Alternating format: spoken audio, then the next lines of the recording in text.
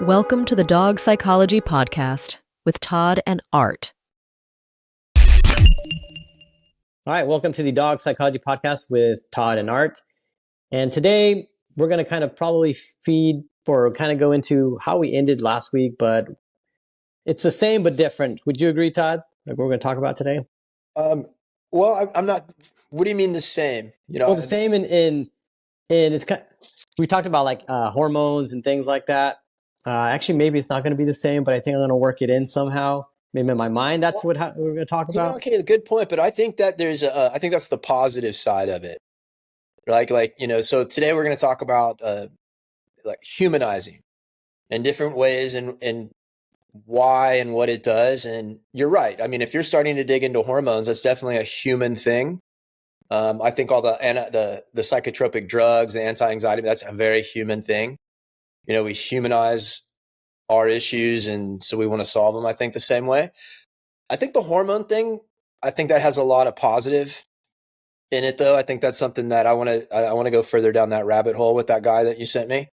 Yeah. Go see him, next time I'm down there. Yeah. And I by the way, I have, just so you know, I forgot to tell you this, but I have a consultation with the vet on a week from today. I'm going to ask her some of the questions. So hopefully I'll have some answers by the next time we talk, because it will be the day of our next recording. I wonder how many vets have experience. I bet there's a limited experience of vets if you start asking hormonal questions about, how you think adding and removing hormones would affect them.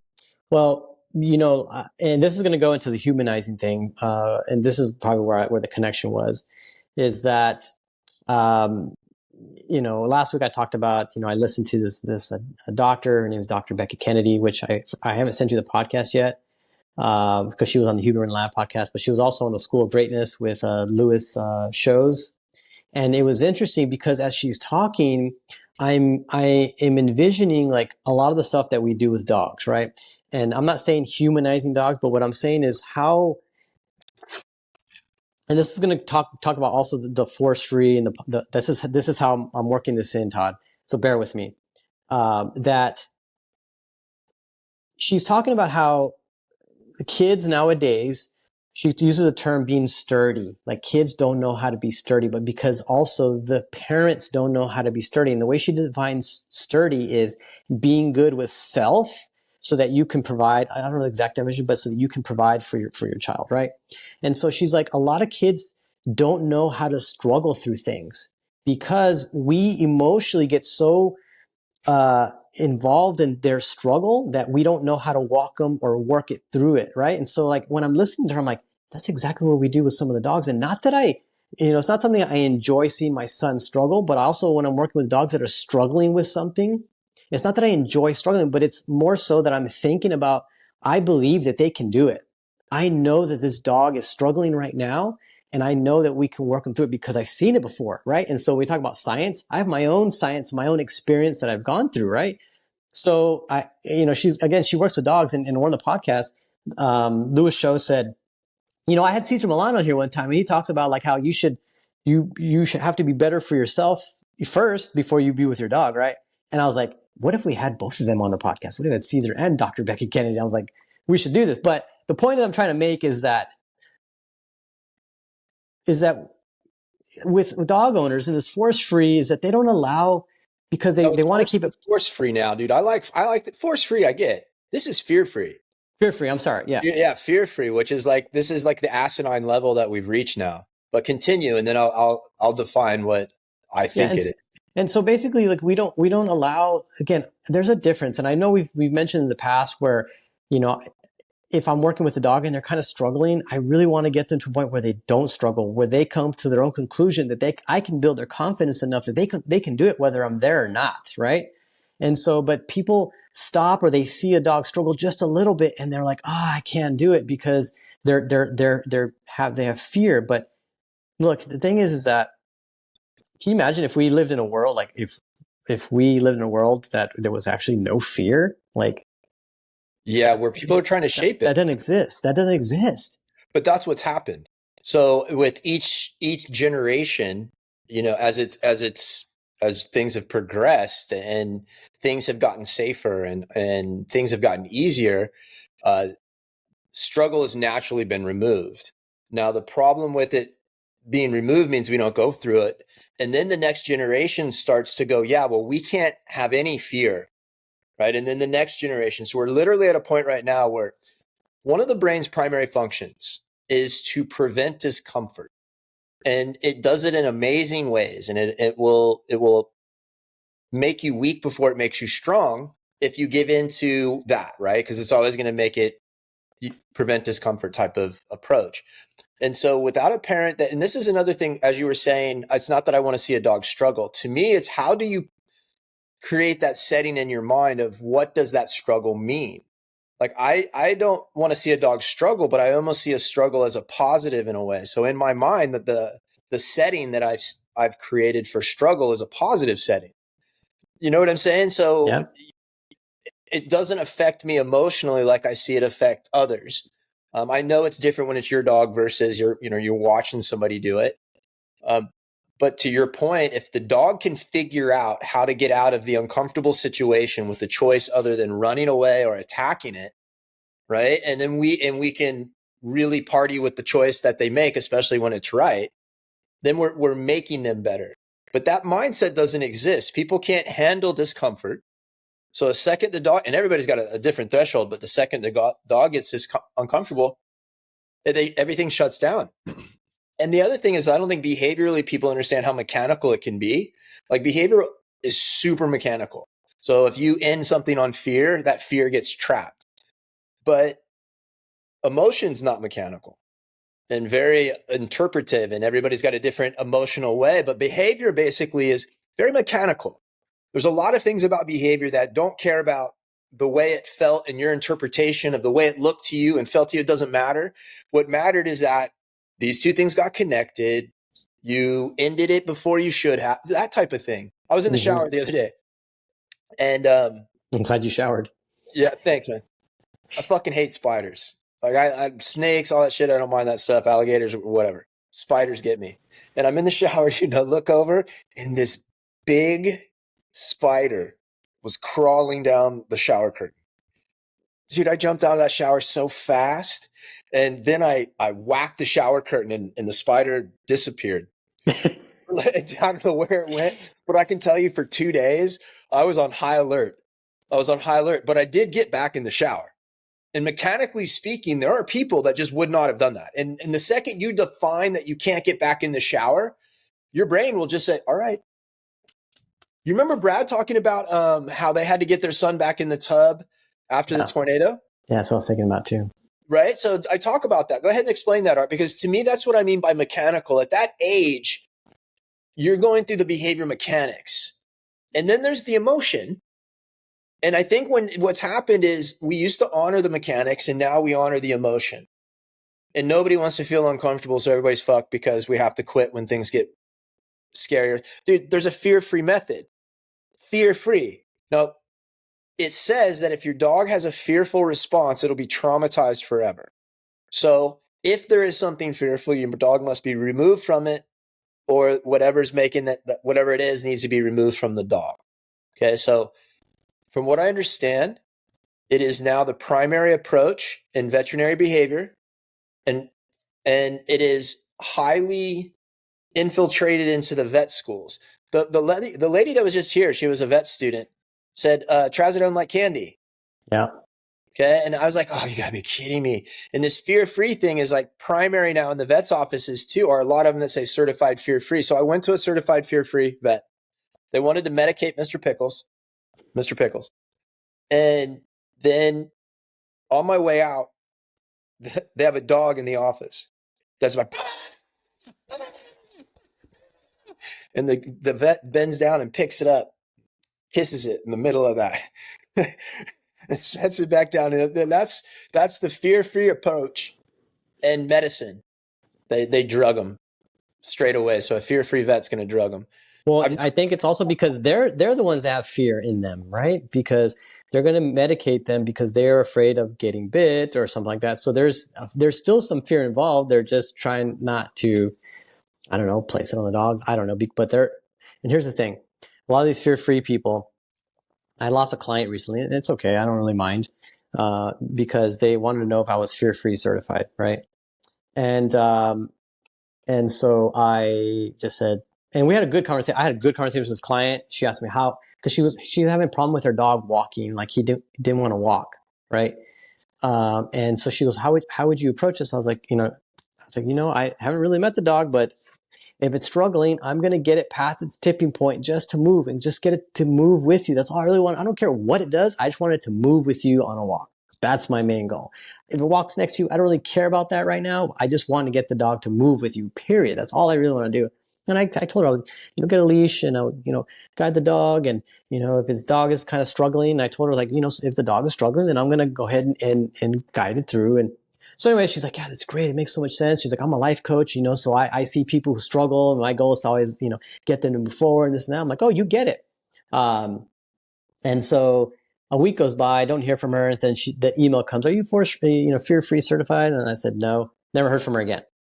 But we ended the conversation really good. Someone had talked to her saying, oh, they use fear and intimidation, blah, blah, blah. And so, but they're using the same tactics. They're using fear and intimidating towards other, to share something they don't know nothing about, which is how I do things, right? And I'm like, look, I've been doing this for a long time, and if people want to come to me, that's their choice. But I'm here to serve people when they need help. If they want help, I'll be happy to help them. But I also want to go back to, we talked about Brad's kid real quick before we move on. So we have a colleague of ours named Brad Bevel here in Dallas, also a really amazing trainer, really good. And we had a tornado here in Dallas, and his house got hit by one of the tornadoes. And his wife and his son were hiding in the tub during the tornado. I think he was out of town. And so then he had a hard time getting his son back in the tub where they were hiding, because he had that PTSD. Now, I don't remember how he actually worked him through, but he used a lot of to get him to trust the tub again. And, he shared with us what he had to do to work his son through that, which is really cool. So people understand, when a dog has a fearful experience, like if you want to be successful, even when I'm thinking about his son, if you want to be successful, force isn't it. So the fact that people say they're going to do a fear-free thing means that they're, in their marketing of using those words, they're saying, to, like you said, that we're using fearful, forceful approaches. And that's not it. When a dog is afraid, getting them to move forward, is what it is about. And I think that the creativity that all the positive world, all these worlds use, is usable for everybody in those situations. But for some reason, if you look at the list of, and we were just talking about this, the list of the behaviors everybody struggles with, they exist, I think, because everybody's hands are tied. You've been told that anything short of like a steak and the happiest moment in the world is going to traumatize your dog. So then your dog starts to pop off on your neighbor or wants to go bite your neighbor's dog. And if they don't want to follow that steak around, everybody gets confused on, like, now what can I do next? So it's not a surprise that in this overly sensitive world where everything that's not positive is by definition wrong or bad, that's the part that I would think is confusing to the average dog owner. Just by definition, if it's not positive, it's negative. Why the list? When I look at this list over here of most unwanted behaviors, they're all excited, forward-moving behaviors where the dogs are fully ready, willing, capable to use their body to talk to you or something else, right? And anything above level 4 in intensity, we can't control it. I mean, you see the same thing though with kids. I mean, we were having this conversation last time, and it's the same thing. It's cultural in nature. I mean, I can't help but think that the fear-free approach has to be, since to me it's founded in medicine. And it's almost like a warning. I haven't done this on a training approach. We can talk about training all day long. I'm not going to bash other people's approaches. I think the general public needs to be warned about this approach. I think this approach it's not only that it's not effective, it's detrimental. And to the point where you said you had somebody leave and go to one of those, I worked with 2 or 3 in a row where they had gone to these people and the first thing was medicine. First appointment, medicine. One dog was on 4. She'll be back, by the way. I know it. Of course, because they can't help. And these people were struggling with a very long time separation anxiety for a lot of different reasons. And we were able to help and get them through it to where they have a better life now with the dog, better life because they can do things, they can travel, they can go places. And this was when I was really made aware of just how weird this approach was, because they were told, and I know everybody can, sometimes the interpretation, it might be a little off, is that if you leave the house and the dog reacts, you have to return because it's going to traumatize the dog. Right. So that was the advice given after the medicine. And that's what I'm saying is it's one thing for something to be ineffective. It's another thing for it to actually build the very behavior that you're hiring them to help you with and make it that much worse. And then hamstring you for everything else because you're like, oh shit, because now you're confused. What do we do? How do we approach this? How do we approach this? Is the dog nervous? I have to think it's coming from somewhere. You know what I'm saying? Nobody woke up one day and went, oh, there's this fucking great way. I think we can do this. It's like, hey, let's start with medicine first. Mm-hmm. And then all of a sudden now it's in these communities where it's the education communities. It's weird. So. Well, let's talk about that list, because you said a lot of it is a forward behavior. So we would say that as a fight. So, we Correct. Look at fight, flight, avoid, or surrender, accept, or whatever you want to say for that. But become accepting of the stimulus, whatever that's causing the trigger. So a lot of the forward behaviors, the fight response that the dog has, let's go to that list. Let's talk about that. Let's see what we have. Okay. Because we can say that's fight, that's a flight. Okay, so the first one at the top of the list, and this is today what we're kind of talking about, the tendency for people is to humanize the elements of dogs. And I think there's, in certain senses of how we can help them, I think if you humanize the right thing, it makes it easier for people. I'm constantly creating analogies for humans to make it easier for them to understand. I even heard Jordan Peterson say that one time. He said, we should anthropomorphize our dogs. I mean, we're all animals. So it made sense. And I was like, oh, that's a different point of view. Meanwhile, I go look at what whatever you said is in the dictionary, because that's what Jordan Peter does. He makes me look up a dictionary. Humanize it. And it makes sense that on some level you can do that. But the problem is like we make it the wrong human. We make it a baby. So then we make it infantile. We make it helpless. We almost neuter the brain. And we don't really honor that it learns slow like a toddler, but it acts like a teenager. Right? So this social balance to the intellect is really hard for people. And then you humanize the emotion side of it. Oh, this is my baby. Oh, this is my baby. And then you're screwed. Why? Because now this list kicks on. So how do you explain fight to clients? So I go through the same thing, a lot of the same explanations. We explain it our own way. When you're explaining, so here's the list. I'll just go through the first 3 that are at the top of most common dog behavior complaints: aggression, barking, destructive chewing. Okay. So quickly, what do you hear when you hear a list like that? Fight, forward. Right. Okay. So how do you explain that to people? Or even the lack of moving towards something. And what I mean by that is, just for example, like the destructive behavior, right? There is a lack of a forward mind, meaning going on a walk, right? Moving towards something. I'm not saying in a sense of like high intensity, but like a nice, good walk. If that is missing, the fulfillment part is missing, it gets redirected into something like chewing, right? So if we don't have it, but it's still, I have to use a forward mind to chew on something to release what I'm missing, right? Same thing with the barking. That's the same thing. Aggressive, that's moving towards something, whether that's prey or a threat, anything to make something go away. So it's moving towards something to make something go away or to possess it. Number 4, food guarding. So now we're back to another form of, if you want to call that aggression, but again, another form of forward behavior, right? Mm-hmm. Yep.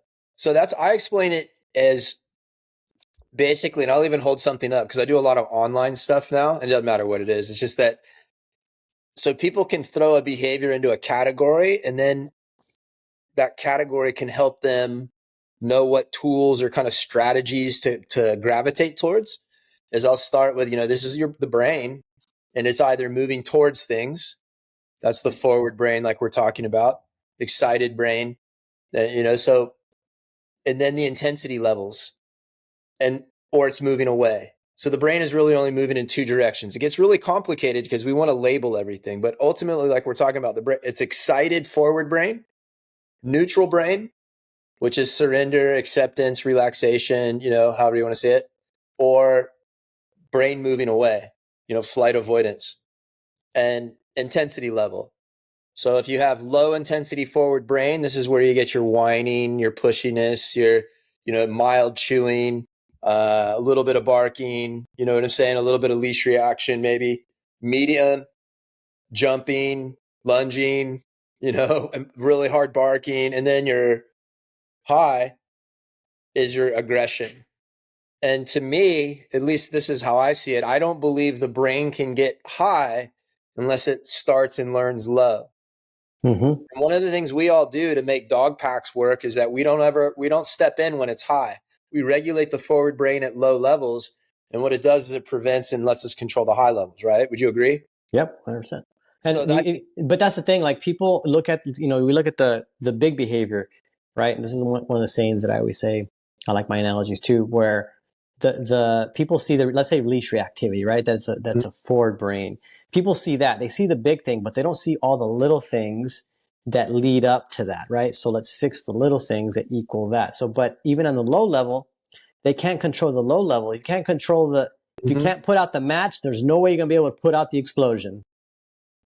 I don't think that's where people lose it, is I don't think they put enough, then that goes back to simple behavioral mechanics, so to speak, as well. They don't put enough honor into the fact that you're not training the dog. You're learning how to regulate the direction the mind wants to go. And as you get better at it, the associative power of the brain takes over. And essentially, the brain starts to associate neutral as opposed to forward with things, right? So my dogs are going to, if you came into my house and wanted to pet my dogs are going to be here because they associate affection from a standpoint of here. Whereas most people's dogs are going to associate it from the jumping, the forward, the reaction, right? That somebody coming in. So that's it. Is everybody's like, well, then how do I, if you go to my my Instagram and you go to the questions, the hardest question by far is how do I stop my dog from reacting? And I mean, we give all this advice, but it's like, well, it starts earlier in the day when your dog whined and you went, what, sweetheart? You rewarded your low, right? And so obviously if the dog's now using a language of whining, why won't they use a language of like barking at you? And if they're using a language of barking at you, why aren't they throwing more shit out forward? Right. So I think that's the part that people miss. And the strategies are completely different. I mean, how often do you use food to work with this? As in almost never. But I use food constantly when this is here. You know what I'm saying? The backwards brain. And that's where the people, if you start to see what you're trying to move around, you can know where to go try to get advice. I feel bad for people. I remember what it was like, dude. I was a dog owner. Me and my wife, we had just gotten married. I get a dog. I'm obsessive thinking I can get it right. I fuck it up. And, trying to find help, I got lucky. I was in the right spot, right time, called the right person. You know what I mean? I mean, it was just a series of perfectly fortunate events. But imagine right now, Art, if you had a fucked up dog and you had to go find help and you just went and called the random person or went to the random pet store, called the random trainer that you kind of saw a website for, like what it would be like. Yeah, I always wonder, like, some of the people that offer, training services who, are the fear-free. And I kind of dug deep into somebody here locally because I was kind of curious. I'm like, why does this person hate me so much? She's never even met me before, Why does she talk so, so badly about me? And so I kind of, went to the person's website, and basically from what I gathered, and this is a common theme is they had a really shitty experience with a trainer who was really hard on the dog, right? And one of those that don't really, it's one of those, let's correct everything, Yeah. And so I kind of don't fault them either for being the way they are. They just happen to go to another extreme. You know what I mean? Well, And most so people are overcorrecting something, right? I mean, if we're all if you go through something that hits you the wrong way, it's very easy to want to go as far the other way as you can. yeah. I mean, I don't know. I just, again, I like you said, you feel bad. I feel bad that they had a bad experience with someone. Trust me, I work with this. There's this woman here locally, and she's a vegan. When she first met me, she got a lot of pushback, and I was just doing dog rescue. I was just there to help. I'm not there.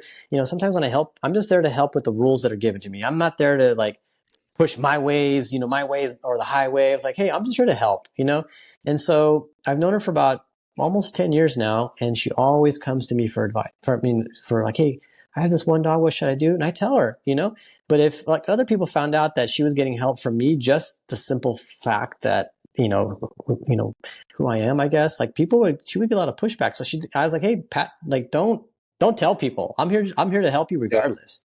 Well, and I know I'm not for everybody. I know I've had appointments that people would have definitely been like, nope, that's not the dude for me, So Yeah, I've done that too. Yeah, I mean, so I understand that. I'm not saying that it's about always it's being right or how that is, but I think it's getting to a point now where it's so emotionally driven. It doesn't use any practicality. I mean, these are the same people that will die on the hill to say that a dog's not a pack animal. And we're like, okay, fine. They're not a pack animal. They're a family animal. They live together in a group. Right. So go ahead. I don't mean to cut you off. Sorry. It's just that. It's that same, sometimes the mental gymnastics needed for them to put the pieces in the right spot are just more than I can keep up with. And from just a simple standpoint of behavior, the whole idea that the easiest way to help a dog not have fear is to completely eliminate any fear goes against every psychological concept that really does exist. So behaviorally speaking, it is the exact opposite. And this isn't, it's one of the things that's been studied enough that the results repeat itself over and over again psychologically, that the removal of any form of what do you want to call it? What do we call it? Turmoil or would you say the kids? Adversity. Yeah, adversity, any removal of adversity, like if you just completely remove it, you create fragility, you create frailness. And so I don't know if these people are going far enough to the other side and they're assuming that their dogs are just being drugged through the mud and traumatized. I don't know if that's what they're assuming is happening, but it would be tough. It'd be tough to find help if you had a dog that had decent issues. I mean, look at this list: aggression, barking, destructive chewing. I mean, this is 101. It's also why exercise is first on any formula that we give out, right? And it is very formalized, is that the reason exercise is first is because these are all forward moving energies. Mm-hmm. The dogs have decided, look, if I'm not getting enough of the energy out. I have two lines I show clients. I have an up and down line and I have a back and forth line. And the up and down line is energy. And the back and forth line is the direction the brain is going in. We have this neutral part here in the middle. Mm-hmm. And what you'll see, or at least what it shows, is that everything correlates. So let's say that you never exercise your dog. That means your dog has full energy. So whatever issues they have, either forward or backwards, they can go to the 10s, right? Because you have full energy. And as soon as you exercise the dog, I mean, really, the reason we do that is because now the dog can only go out to a 6 or a 7 of intensity as opposed to a 10, right? So now we're not in animal brain, we're back in dog brain, workable brain. And it's why exercise is first. It's because the list of aggression, barking, destructive chewing, food guarding, howling, mounting, mouthing, nipping, separation anxiety, and whining is the list. That's the way the dogs exercise. Mm-hmm. And then we feel bad. We go back to humanizing and we feel bad. And we end up reinforcing this list top down. And by the way, and this goes on what you were just saying right here too, because you said that people have an emotional response. So you said they get emotional about it. Mm-hmm. And I don't think it's the emotion, the actual emotion that is actually the issue. It's how they regulate the emotion is the issue, right? Because we're emotional beings, right? So unless we're dead, we have no emotions. It's how again, it goes back to our childhoods and were they able to. I have for example, my dog Buddha. He's an anxious dog, and him being around me makes me very anxious, right? And my wife always says, well, just he's just trying to show you where you need the most work at. You know what I mean? And I hate hearing that, but she's right. You know, and so I've gotten really good about. By the way, let's for just a second. I don't know if people really honor that because I think they get used to it. If you live with a super anxious dog that breathes heavy and has those big, and they're always putting that stuff into the universe, dude, that has to affect you. I'm so sensitive to that energy.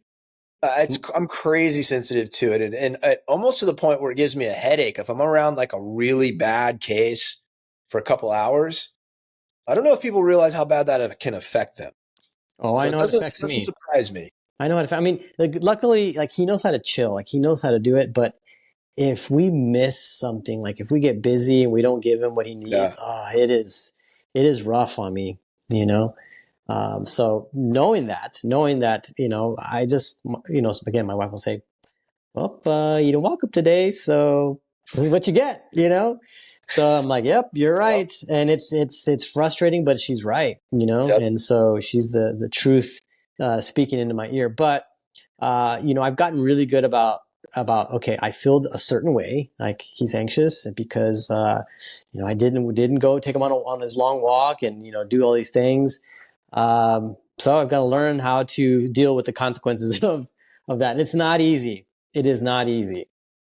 I think the one thing about this job that is the best part for us is that you have to be really reflective. You have to always be able to go, all right, what did I do? What didn't I do? Because I have this result in front of me, like that's talking to me. So if I had dogs with this list right here, just like you're talking about it, I know that I'm not fulfilling something. I know my dog doesn't have a problem. I know I'm not doing something.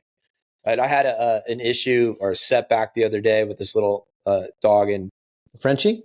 yeah, and everything had been going really good, and then she jumped on the back of Hercules. She's real dominant.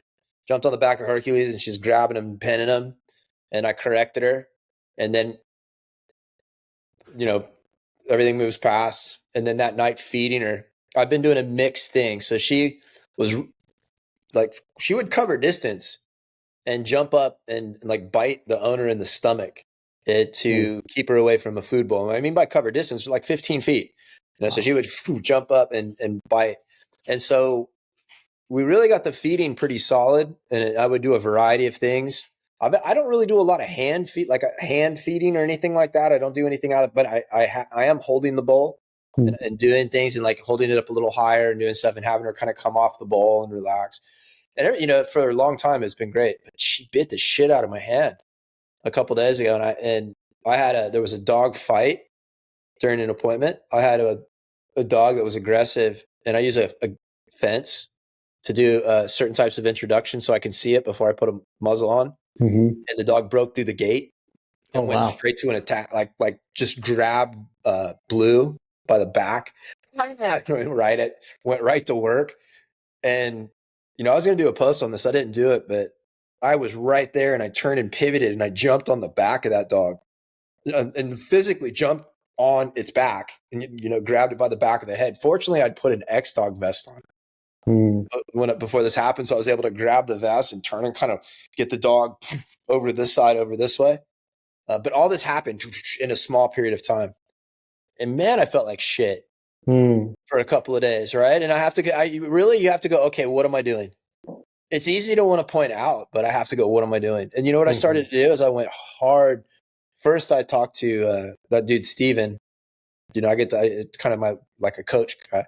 And, go hard in meditation and start to kind of come, like you said at the beginning, is come back to yourself. Mm-hmm. You know what I mean? And then at the same time, do what I teach people is separate from that dog for a little bit, like Like the dog fight for it a little, become relearn real quick, real fast how to do something different. And I think this job has I would not have that in my life if it wasn't for this job. You and I have talked the most about this as far as the team of trainers, right? Over the years, we're a little more emotional. We ride it a little bit more, or at least we need to talk about it a little bit more, and for different things, little pep talks here and there, and. But I think it's important to know that even though when things are going good, you miss something, right? And I've missed something too, and it's something I'll share with you where I felt really bad about something. It was in our social, and we've been having social for 3 years, like no incidents. We get some pretty gnarly dogs in there, and I've the pretty gnarly dogs, like they're on muzzle, they're on a leash at all times, and there's been one that I actually kicked out because I was like, this is not helping. This tool is not helping your dog. Yeah. Hey, to that point, if you can stay on task, how do you recognize when the effort is hurting the situation versus working for you? So, it's with this, like the social, it was really adrenalizing this dog more and more. It was not settling. And usually you can use the movement to kind of disperse it, but this dog had a lot of it in it. So the inability to bring them, so we keep talking about this, the inability to bring them back. Yeah. And the other thing, that this dog was not sensitive at all. So it can take anything. Yeah, it was. Nothing will basically help it relax.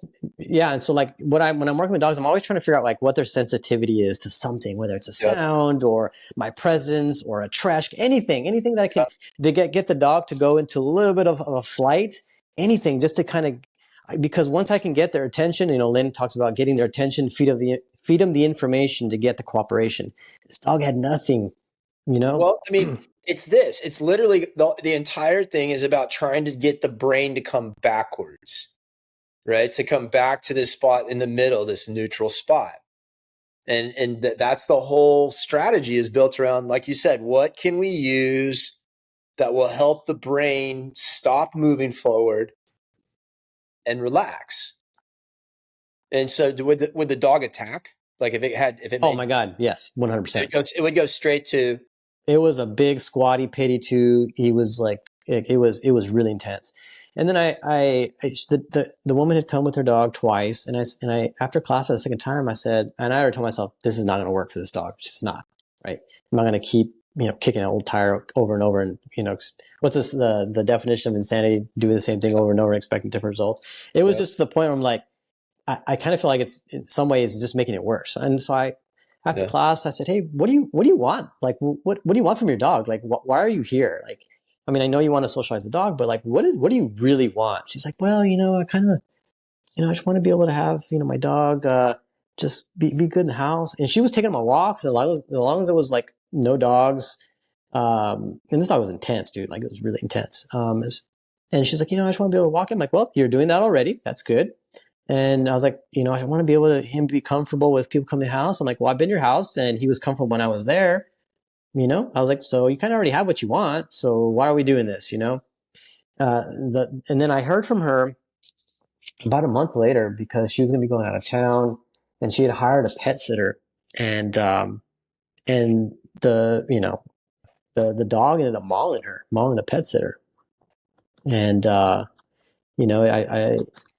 it was one of those things that the dog it was one of those quiet ones. When I showed up, it didn't bark, it didn't do any of this stuff, but it had that look, but not all the time, and the dog really, trusted the woman.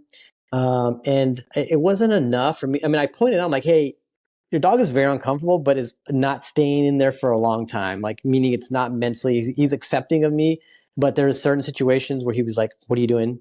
Oh, okay. You know what I mean? And it was like that tipping point, but again, it was very quiet. And I felt really bad about the whole situation. They ended up, they put the dog down, and, she wanted me to, testify, in court, because it doesn't have to go to court. And I would testify, and I said, no, I'm not going to do that. Yeah, that was a good call on your part, dude. I'm like, I just can't, like, if anything, I'll be like, I'll be lucky. You're lucky if they even give the dog back to you. And I don't even know if they did or not, but I said, no, I can't do that. I can't comfortably say that this dog would be okay in society. Yeah. Well, I don't know if you ever can say, I mean, some dogs I think I've bet I could go in and you obviously could say, yeah, how about, you were there at this last TCW, right? Yeah. And the guy asked the question, because so a lot of people think that aggression naturally transitions from one species to another, right? So if your dog is a dog aggressive dog and it wants to fight dogs, that it also makes it a threat to people, right? Your dog might bite kids because it wants to bite a dog. Now, I don't know how you feel about that, but I don't, there's not that crossover. However, what I believe you also understand, and what I understand is that if you ask the right questions, then you can start to see if that is really its only issue. So some people may think that the dog's good with people and it only is aggressive with dogs, but in fact, it has been very closely aggressive, but just signals have been missed, right? So, I mean, there's definitely a separation for the two, but the two, if you know how to ask the right questions, will cross over. Do you remember the question that one trainer that sat at the front from England asked? The family, 4 dogs. Do you remember that? Were you sitting in the tent? Maybe. He goes, I'm curious. And it was a long question because I'm curious. I have a family I'm working with. They have a dog and it killed their dog. Yes, I do remember this. They went and got another dog and it killed that dog. And it went through 4. Was that right? The number was 4, right? Yes. It went through 4 dogs. And he asked all of that. And then he goes, well, the question I have is, does that mean that the dog could also be aggressive to people? Wasn't that the question that he asked? I don't remember. I just remember him killing the 4 dogs. He was asking a crossover question, and Caesar even answered in the same way I just said to you, which is like, well, this dog might have, you'd see it, but shit.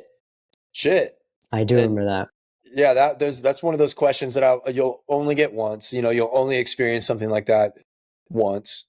But again, it goes back to the reason that people struggle with this list right here is because we want the dog to be human enough that there's no consequences for doing things wrong at that level. But there are. That's why aggression is first. It's the first problem. Do you know what I'm saying? It's because we so badly want these. What was that video you sent me? About the I don't know if we can you show it? Can I just show it through the phone? Where what video was it? The dog trying to talk to the human about the toy being under the couch. Yeah, I think I can pull it up here. Can you? I think so. Let me see. Share screen.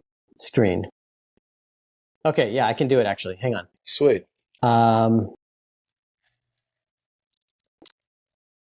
Okay, just give me a couple seconds, okay? But you just talk about that, and I'll pull it up. So Art sent me this video on Instagram. I've seen a few of them, and I don't know exactly the name of the tool, but it's where the dog is using what appears to be words, almost like on like a touchpad thing on the ground, to communicate to the human. So in this particular video Art sent me, the dog's playing with a toy. The toy goes under the couch, and the dog goes to this little touchpad thing, and what does it say? If he gets it up, we can see it. He says, basically goes through the thing and says, toy couch or something like that, toy under.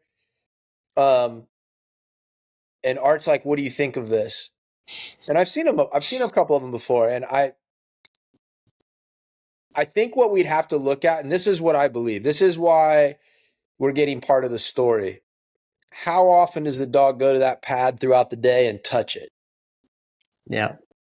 Do you know what I'm saying? So how often does the dog go to that pad and just start touching on it? Because for that pad to work, there had to have been a reinforcement pattern that was built around the way the dog was touching it.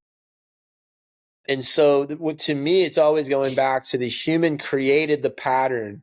The dog's not using it to communicate. The dog's using it through just like a clicker vibe of communication. It's igniting the dolphin side of our dog. And again, it goes back to every study now is getting more and more. Look how our dog's brain lights up when it sees this part. It's just like people. We can't just let the dog be a dog. We can't honor the dog. We have to have this thing be something different. I'm not going to be able to pull it up. Okay. Because it's on, I have to log in and I have to, I'm using the camera on my phone and I have to use the authenticator app. Maybe you can hold it up on the screen. Let me see. Where is my phone? Oh, here it is. Oh, yeah, let's try it. It's kind of cool. I mean, it makes you think for sure. Actually, I'm open-minded. Here we go. I think I could do it. Actually, I just figured out another way. I have to go through all the messages. No, I'm sure you have way more than me.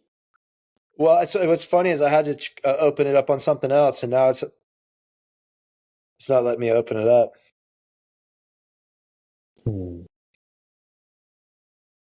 Let's see. Come on. Oh, you sent it to me today, right? I mean, I sent it to you a couple days ago, and you responded today, right? Or yesterday? The thing is, it's right here. And when I go to open it, it's not letting me log into my Instagram account. Whoops. I don't know why. All right. I'll do it again. I'll do it later. Anyway, so, I mean, let's talk about that. I mean, because... What do you think it is? Do you think the dog is forming a pattern of communication that way? Or do you think it's more elementary? And that's why I said, to me, it's not just what I'm looking at that moment. I would have to see what the dog is doing over the period of 2 or 3 days with the tool. If you guys don't know what we're talking about, it's almost like a piano that's on the ground, like the ones that kids play on that make sounds, or like little discs, right? And it's like they can touch it, and each disc has a word, or there's like I've seen slightly different versions, but each thing they touch has a word, and it looks as if they're communicating to the human, almost like in a toddler fashion, like me hungry, want more food, go to the kitchen, right? Right. Like I part of me is open-minded, says, yes, I can see where this is, but no way is it as communicative as it looks, in my opinion. Yeah. You know? This is a really tough one for me because I told you, like, I don't really know, but if I look at like how I feel that the dog is conditioned, yes, in a way that can point to something, or there's some way that they associate that tone, that sound, to the area or the action. Like it's fascinating. It's really interesting. And for example, the video that I was talking about, I think the woman did notice that a ball had gone under like a couch or something like that. And the woman's like in a cabinet, she's putting stuff away. And then the dog runs to those little sound things, says, ball, under, or something like that, ball under. And she's like, what? Your ball under is under what? And so she looks under, it's like, oh my God, the ball's under the bed. Like, oh my God, you figured it out, Yeah, I don't know. It's really fascinating because it's not that they have. Now we can see it. Okay, go for it. All right, cool.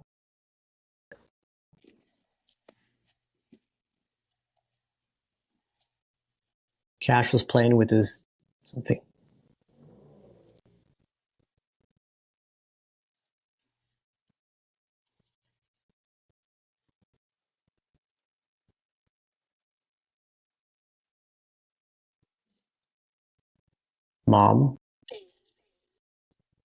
Mom CC.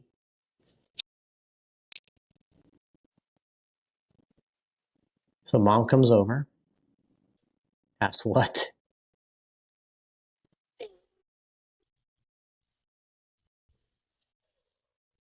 Bed.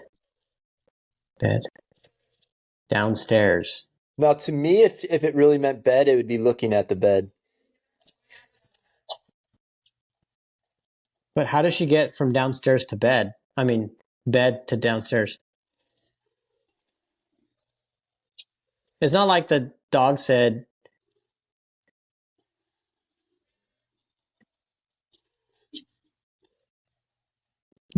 so to me, like, okay, I like that downstairs could be under. I mean, that's obvious. You could see that. Yeah. But in my opinion, and from at least the way that I communicate with dogs, is that the way that I can tell a dog is interested or needs something is that they go with their attention is in that direction.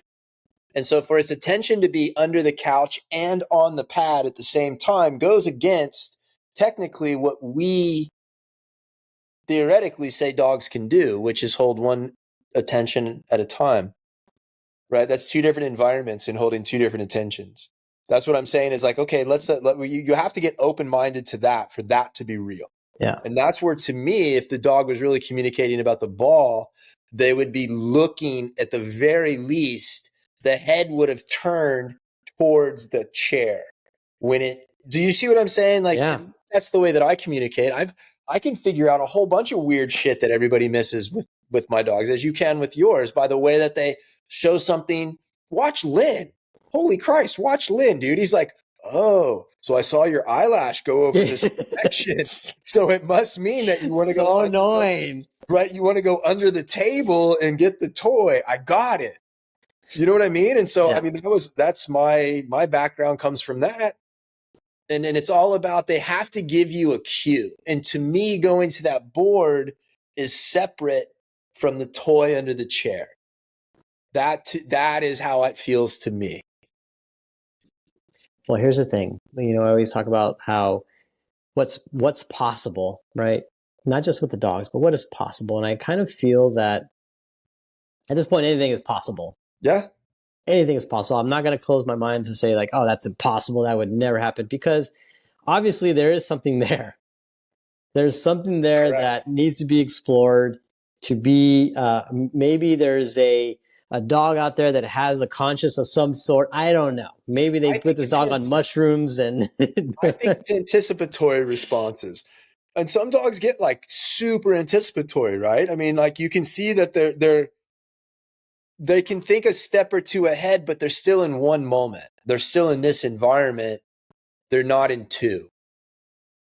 And that's where, I don't know, but I'm with you. I'm not closed-minded. I'm not going to say it can't happen because we watched it happen. So it becomes like, what's the explanation of what you see there? I don't know. I really don't know. Like when people send this to me, I'm like, I don't really have an answer to it. Right. Like I said, I would need to see 2 or 3 days of that dog's interaction with that board. Yeah. If it goes to that thing several times a day and just starts tapping on it.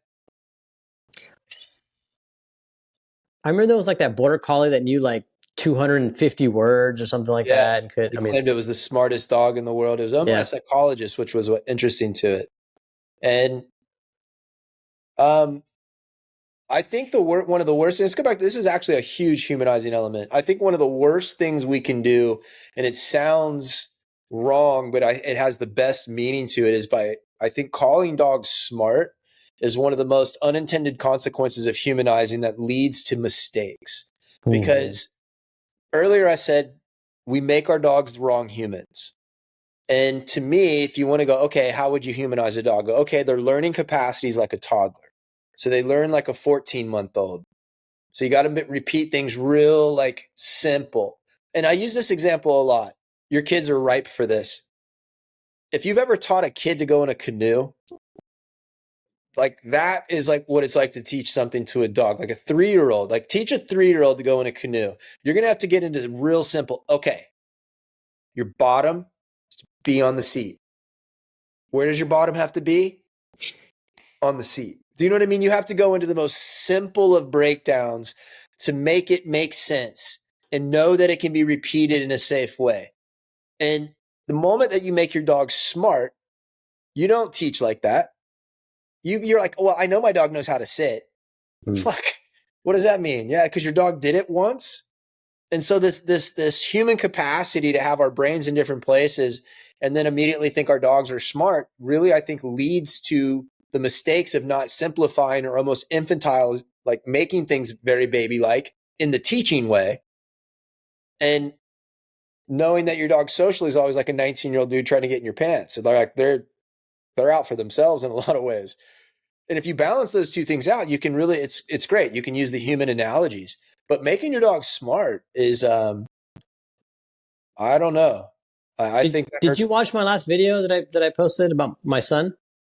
It's I did. On the dog fit. I did. You know, just talking about like guiding him through that, right? And, you know, his confidence, like, I can't do it. I can't.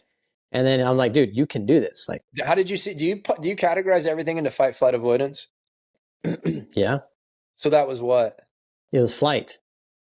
Yeah. Or more avoidance. It was Flight avoidance. Yeah, I Yeah, was gonna say it was avoidance. more avoidance. But So what do you do with avoidance? Like, what's the strategies for avoidance? well, Even you with just the dogs. you kind of guide them, right? And I was like, look, put your foot right there, Yep. right? And you can't see in the video, but You can't put your foot there, but you have to be like. And there was a moment, like, you can't see in the video, but there's you kind of see my tattoo for my arm. So I'm actually holding him right there, right? I'm holding him so that he can it's exactly what we do with the dogs, right? Trying to make a platform so they get in the car. You're right, exactly. So I'm holding him there, and then he puts his foot there, and he goes, "What if I fall?" I'm like, "Well, that can happen too, but you're not falling right now, you know." And I said, "Hey, there's gonna be a time in life you're gonna fall down, and you're just gonna get back up, And so he took a step, and then he's like, "Oh my gosh, like, I did it." He's like, "Now I want to go way up there." He wanted to climb up to the top of the tree. And I was like, "Oh, that's probably a bad idea." Dude, but how funny is that? You know what? That's how many times have you seen that with a dog? It's like a dog hesitates, and then they do it, and you're like, "Oh, fuck!" And now you got to go keep it from going too far. Yeah. You know? You're like, oh shit! And so that I think the ability. Oh no, it's never good when I look out and Blue is got very distinct colors, and her whole hindquarters are brown right now. Oh, she's muddy, completely covered in dirt. Oh no. And by the way, I also want to share another story real quick. So we were for spring break. We went to my parents' house. That's where I recorded last week. And I think it was after we did the podcast. I had gone outside. My parents have a swimming pool, but the water's been really cold. And so I go outside after we recorded, and was there with the two boys, and they're already in their swim trunks. And I went and changed and I got out there with them. And so my son, he's 5 years old, and he knows how to swim. But he's always swam like with his swim teacher, never like just jumped in alone. And right. And so I'm standing there, and I'm like, have my back, and I'm at the edge of the pool, but I'm like doing something it was actually my dog was trying to get in the pool. And I'm like, no, don't get in the pool. And then my son, who's right behind me, says, "Hey, can I get in?" And I said, "Yeah, but I meant we're all going to go in." And he didn't have like nothing on. He was like, "Okay." He just jumped in the pool. Just jumped in. And then I look down, and he's like at the bottom of the pool, like freaking out, right? And so I jump in and I get him out, and he was like, "Oh," and he was panicking, right? He was now in a flight, right? And then I was like, and I held him, I got him, I was like, "Hey, we're going to get in the water right now." I didn't say, "Oh my God, are you okay?" I mean, obviously I felt bad. I got him, and I said, "Hey dude, come with me in the water." And I held him, and I just got him in the water. I need that opportunity right then and there to fix a wrong, right? And I said, "Look, I know that was really freaking scary, dude. But look, now we're gonna get in the water. It's not a bad place." And I just worked him through it, and then I got him out, and I said, "All right, now come back in with me." And he came back in with me, and I did that several times so that he didn't like have to freak out and run away. I never want to get in the water again. You know what I mean? Well, dude, that's when we were talking earlier, and I said behavioral mechanics. Like, what you did at that point didn't matter. How your son walked away from that situation mechanically mattered. And that's what I mean by that, is that simple things in behavior. That's where humanizing is perfect. For those out there, how do you help something that's afraid? I don't give a shit. Just don't walk away until it has flow to it. I mean, that's amazing to be able to, because no matter what, when you're working with a dog or a child, you do the same thing. Yeah. Mr. Pickles fell in the pool. One time I was at the other house we had a pool, fell in the pool. And I'm standing there, and you can see his ass is starting to sink a little bit, right? I have flip-flops on. I slowly kick the flip-flops off. I'm like, I might have to go in the pool. But there's a step to his right that's just 10 feet. So he's right here. So I walk over to the step, and he starts to, and he gets over, and he makes it to the step. He gets to the step. He gets out. You know what I did? I partied with him. Yeah. You know what I mean? And so to your point, I mean, yeah, of course I could see what was going on, and I could contemplate, okay, do I need to be nervous? No, I'm right here. There's no reason for me to panic. I'm right here. I can save him. His head's above water. But at the same time, I need him to know he can get out. That's the worst part about dogs that fall in, is their brain goes blank. And we talk about the same thing with people. This is the whole fear-free thing, right? And your attempt to always make sure that you're a hero or that nothing bad happens. You miss a moment that the brain needed so that the next time it falls in, it doesn't fucking die and drown in the corner of your pool because it forgets a stair is 5 feet to the right. Right. So I moved in the direction of the stair. I had to swallow the struggle. And I think that's the part that people can't do. It's not that I don't feel the struggle and it's not that I don't feel bad, but I have to swallow it. That's what you do as a dad. That's what you do as a dog owner by accepting the responsibility of this thing. Right. So you swallow it and then go, okay, if it doesn't work, I'm just going to go in and get him. I'm ready to jump in and save this dog. But at the same time, I'm also setting up a moment that it's going to keep him from being scared. It's going to know he can get out. And he was fine. So he gets out, we party. Yeah. Woo! Yeah. Rub him real hard, grab a towel. Yeah, buddy. And same thing. Well, also the experience of what we represented at that moment, right? We didn't, I mean, obviously I was concerned, but we didn't like, oh my God, Ann didn't yell at me. She's literally looking at me like, are you going to jump in? Like, you know what I mean? And like, I jumped in and I was like, I didn't like, oh my God, are you okay? Are you okay? Like, we're here to save you. Like, no, none of that. I was like, hey, like, I got you. We're going to go in. We're going to go back in. And I kind of just guided him through and he was kind of hesitant. No. I was like, I got you. Nothing's going to happen to you. So it's about me, what I represented at that moment, because when we talk about the emotions again, right? Yeah. It's regulating. So now he's able to, because he panicked, right? And so he was able to regulate himself. So now when he panics, he knows that he has someone that he can rely on himself, right?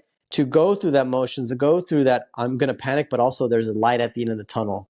But, and when you say he knows, I think it's an important distinction to know that this happens on unconscious levels. Right. You know what I'm saying? It's there's some conscious strengths that are built from it, but really what you're trying to do is teach the brain that it is resilient and has the ability to go into fight.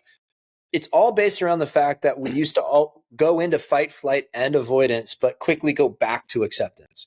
Our brains are designed to do that if you handle the right way. But since we're so fragile now, the second something gets excited or, God forbid, scared, like the things we just described would have sent people into a very emotional, like frantic state that would have infected, in your case, your son, in my case, my dog, and potentially left what would be like a behavioral scar. And for whatever reason, when your son's like 23 and he meets this hot girl and he can't figure out why he doesn't want to go swimming, right? And she can't figure out why he won't jump in the pool. He's like, no, I've always been afraid of water, because when he was 4, he fell in and everybody around him melted down and nobody helped him get through it. That is what fear-free will do for you. And that's why at the beginning of this, I was like, this, because not just bad, it's detrimental. Yeah. Because that's what it encourages. It encourages eliminating that as opposed to encouraging, it's not the right word, but not running from it and knowing how to get through it. I bet you were breathing. I bet you were so focused on your dude, and the water was cold too. Fuck that. So now you look tense unless you consciously go, I can't even look cold. Right? You can't even look cold because cold is tense. Well, I mean, I'm used to doing cold plunge, but this was not as cold as a cold plunge, but it was harder because I had to I was in the water, but I had to elevate him so he wouldn't get wet because it was so cold. Because then I didn't want him to it's cold, So, yeah, totally. So I'm like holding him up, and I'm like, oh my God, this is so cold, So it was we laugh about it now, but it wasn't funny at the time. Dude, I remember early on I forget what it was. It was like I went to some event and everybody's wearing these big puffy jackets and everybody was cold and tense. And I was watching all these dogs freak out. I was like, oh shit, dogs, we can be like, when we're tense and we're cold, it's like something to not be trusted. Yeah. So kudos to you, dude. That was well played.